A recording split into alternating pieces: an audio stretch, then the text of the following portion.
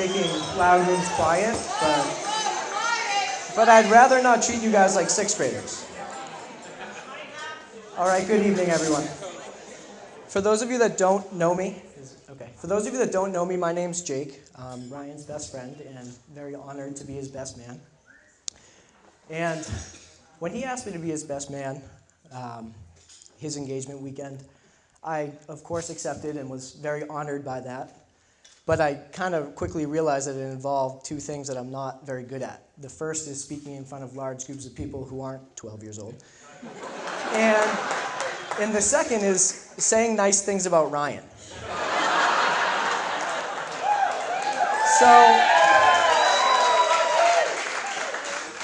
So while I think of a couple things to say, I do want to take a minute and thank the Logan family and the photographers and the caterers and everyone that came together and worked so hard to make this such a beautiful day. If we could give all of them a round of applause, that would be awesome.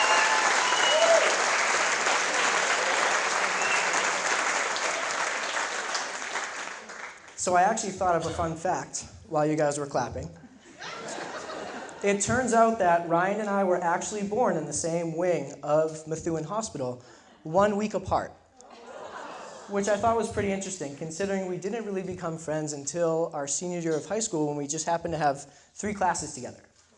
And the first class was AP Psych, where we made a great habit of coming in late because our teacher said as long as we brought him food, we could do that. That was a good deal. And our second class was a writing class that I don't really remember, and I'm sure he doesn't either. But the third class was biology. And that's where I really got to begin to see what Ryan was like as a person. He has a really strong stomach when it comes to dead pigs because, well, we had to dissect one as one of our labs, and I had to leave the room and I had to go to the bathroom and retch, and Ryan's just like making bacon. Pardon the pun. With this pig, I get back and he's done, and I was really impressed with that. But I was also kind of confused with the strong stomach when we got to Wendy's later that day, and his junior bacon cheeseburger had mayonnaise on it, and he looked like he was going to throw up. So, kind of mixed messages there. Strong in some cases, weak in others. Here's someone that can wear flip-flops and shorts in January, like literally in the snow he's walking through. No worries. But then if he gets sugar instead of sweet and low in his iced coffee, not acceptable. Not gonna happen.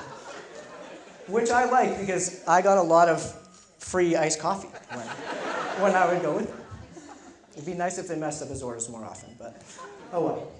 So when we were done with high school, Ryan and I both went to UNH, and our junior year together, we made the great decision to be roommates.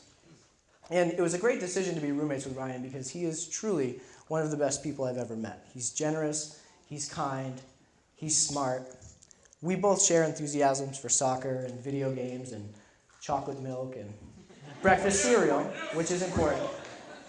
And we did, however, have somewhat of a glitch in that our junior year we decided to live with 5 women. And that was, I kind of realized that will never happen again for me, but for him, who knows?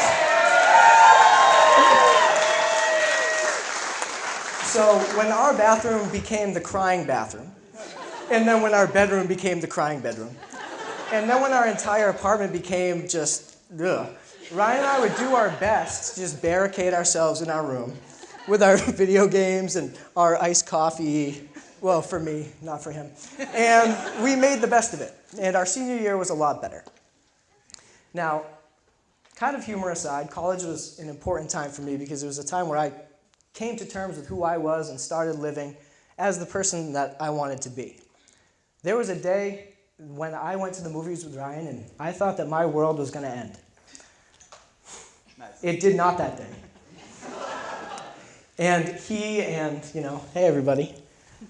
I'm very lucky to have friends in my life, like Ryan, that have just been so wonderful for me. I do have one more dig about Ryan, though, that I do need to get to. If you make plans with Ryan, you need to be prepared for those plans to be broken. There is a plan-breaking window that Ryan has, though. Usually what would happen is he'd say, hey man, you want to hang out on Friday? I'm like, yeah, great. This is, Tuesday, Wednesday, whatever. So Wednesday happens, Thursday happens. I'm sure he senses the window's approaching. He's like, I need to hang out with someone now. That involves not being in my room playing video games or watching Trailer Park Boys or doing these things. So usually about a day before the plans were to happen, I'd get a text from Ryan and it would say a couple things. It would say, oh man, I'm so tired, maybe we should hang out another time. Or, oh man, you know what, I just got so much schoolwork to do, I'm sorry, I can't do it. And I'd just be like, that's all right, I made other plans anyways because I was kind of, I knew it was coming. But then, 4.5 years ago, I start getting another planned cancellation message. And this one was, hey man, I'm taking an extra shift at Margaritas. And I was like, all right, okay. So at first, that made sense. 1 or 2 times he's trying to make extra money. But then I started thinking, I was like, Ryan, doing extra work? I don't know, voluntarily? So this happened for the entire beginning of the summer. And by the middle of the summer, I was kind of pissed off. I was upset at getting blown off so much. And so I figured I had him pinned when the Gargleys were throwing a going-away party for Chuck, their older son, so he could go teach in Thailand. And I was like, oh, I have you now, because I know you can't miss this, and I'm going to be there too. And so I was going to go and be like, hey, why have you been blowing me off so much? I get to the party, and it's wonderful seeing all these people that I really care about. And I can't find Ryan, and eventually I hear that he's here, so I kind of mosey on over to see him. And then I see Sarah first. And it made perfect sense why he was blowing me off. As soon as I saw her, I was just like, wow.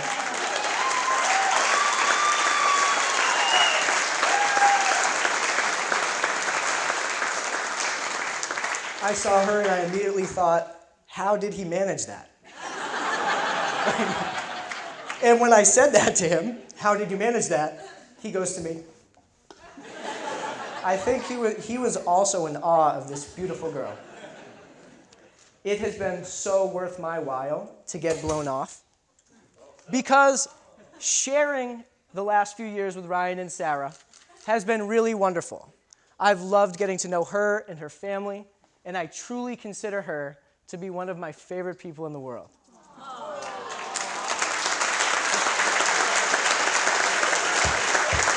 I'm glad I don't have to do that the whole time. And as we've become better and better friends, it's become more apparent to me that these two are perfect for each other. And I can't wait to see the life that they build for themselves, and I am so honored that I get to be a part of it. So if you guys could, raise your glasses, and I'd like to devote this toast to Ryan and Sarah.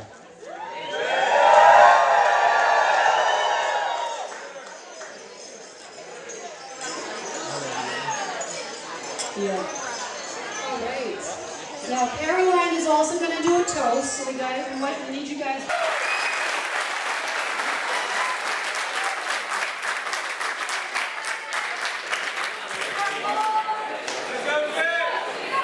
So that mic may end up interfering with our mic, just so you know.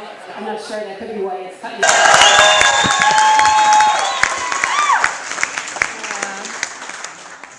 Okay, so I was really hoping Jake messed up, so I would look better, but he didn't. He killed it, so. Gosh. Okay. For those of you who don't know me, I'm Caroline, and I'm Sarah's little sister and maid of honor. I just want to thank everyone for coming. I want to thank my parents and Paula and Scott, because I know Sarah and Ryan are having an incredible time, and a lot of work got put into this, so thank you to you guys.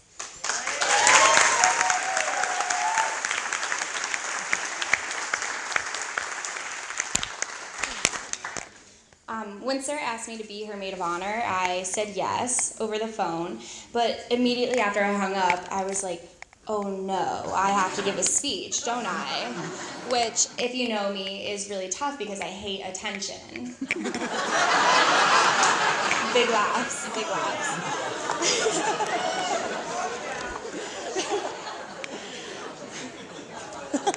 No, but But honestly, I really hate talking in front of so many people, so pardon me if I get a little sweaty up here. If you know me well, like Sarah and Ryan do, you know I'm not really the emotional kind. And Sarah's the sister with the way with words, so I may have to borrow a few. I'll start this thing with a quote from one of my greatest personal heroes and mentors. As the great Ron Swanson once said, crying, it's acceptable at funerals in the Grand Canyon, and this is neither, so let's keep it fun.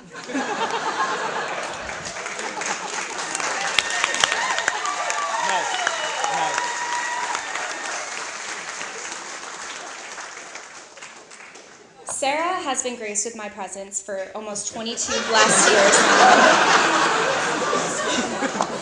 And it certainly has not been boring. If I know Sarah, she was probably pissed to hear there would be another baby around, but I think I've grown on her. We were polar opposites as kids and even all through high school, but as we got older, more of our similarities came out, even if sometimes we don't want to admit it. We both have incredibly dorky and embarrassing senses of humor that most people would be mortified by. We both have very passionate feelings about politics. Thanks, Dad. And we both have a mutual distaste for Dave Matthews Band. Boo. Sorry. Boo. As anyone with a sister can imagine, growing up we had our share of fights, and we still do. But even at our worst, I know I could always count on her to be my protective older sister, and she would end anyone who would hurt me. She always did her best to keep me out of trouble, because we're the rare case that the little sister is probably a worse influence on her big sister. I don't think some of our stories have a place being told at your wedding, but I will take this opportunity to share the story of your first frat party.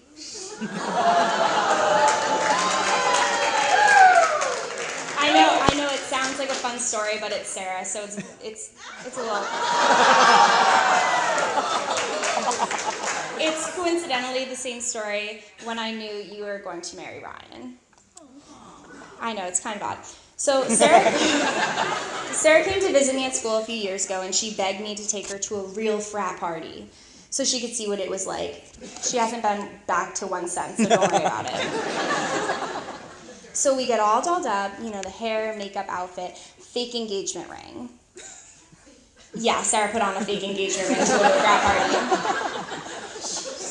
So I asked her, Sarah, what are you doing? And she says, well, I don't want anyone hitting on me. Okay. So, keep in mind, Ryan's not even in the country at this point. So, as 18-year-old frat gentlemen tend to do, they came up to Sarah and tried to dance with her. And time after time, she would flash the ring, I'm engaged. I mean, some were more persistent than others, but I'm engaged, like in their face. So all night long, it wasn't just one or two or three, it was all night long. And I was over there like, no ring here, like, hey.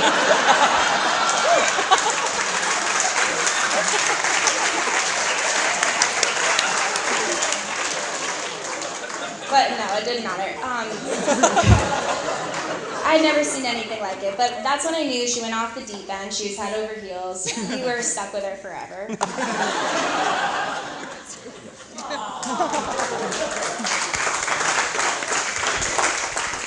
So I met Ryan when I was 17. I was still in high school. He had long curly hair, and he was wearing a tie-dye shirt, I think, and the little glasses. Sarah can attest to the fact that I was a big fan of Ryan from the get-go. After I met him, the moment he left, I told Sarah, I demanded to Sarah that she marry him. I really did. I was far too young for him, but I thought he was dreamy, so. And here we are, so thank you for listening to me all those years ago. One of my favorite memories from when Sarah and Ryan first started dating was actually from me spying on them. Ryan was leaving my house late one night, and from my eavesdropping post in the room next door, I heard them kiss for the first time, and I physically cheered.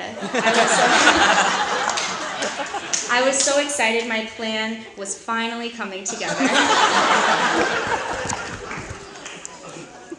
Since my sister is 2 years older than me, she's always been a bit ahead of me and was always more than willing to pass down her life wisdom and love advice, even if I didn't ask for it.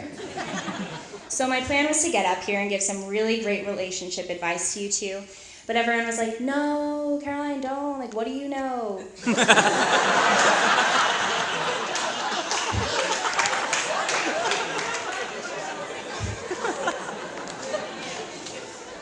And I tend to agree with them. But I'm gonna go with it anyway. I'll offer you some grade A from the heart, genuine CeeLo love advice. Sarah, learn to let go. Brian is going to forget stuff and mess up a lot. But he's only a man and you can't blame him for that.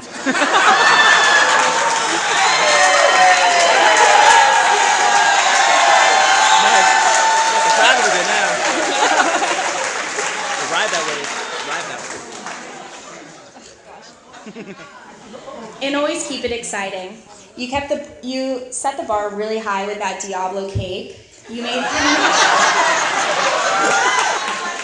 but never stop surprising each other.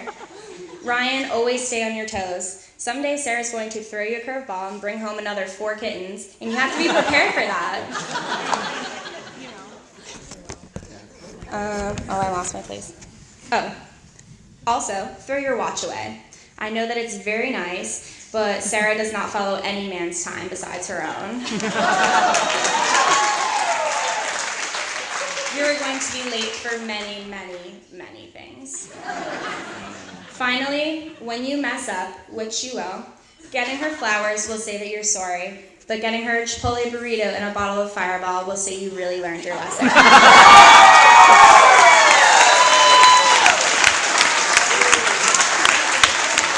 And both of you, take a deep breath. You pulled off an amazing wedding, you found your soulmate, and the best years of your life are just ahead of you.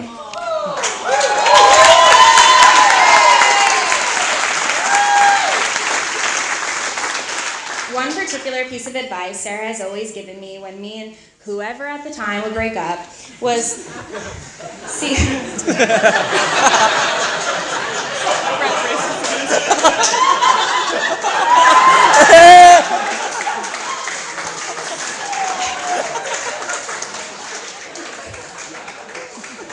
CeeLo, you need to find your Ryan, which I must confess boiled my blood at the time. But now that I'm older and wiser, I can now understand what she meant by finding your Ryan. Finding your Ryan is finding someone who accepts you for exactly who you are and loves that person unconditionally. It's someone you can completely be yourself with without fear of judgment, no matter how embarrassing your quirks can be. It's finding someone who brings out the best in you and helps you succeed. It's someone who will raise a small army of cats with you or bring you fried chicken after a long night of drinking in Manch Vegas. Someone who will remain by your side even from across the globe, and someone who will support you even in your time of moderate internet fame. Finding your Ryan is finding your soulmate and the person who is born to be with you and you only.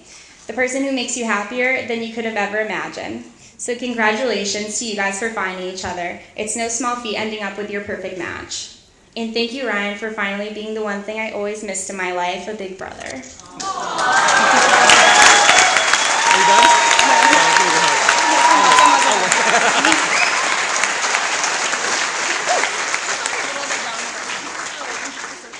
I'm going to end this thing like I started it with a quote. Andy Murdard once said, "I wish there was a way to know you're in the good old days before you've actually left them. You two are officially in your good old days, so enjoy them. I wish you both a lifetime of happiness, joy, success, and a whole bunch of kids I can be the cool aunt to. Congratulations, and join me in a toast to Sarah and Ryan.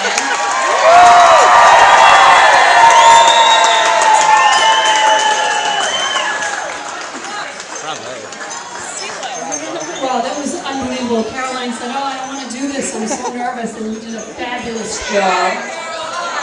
Let's give them a round of applause.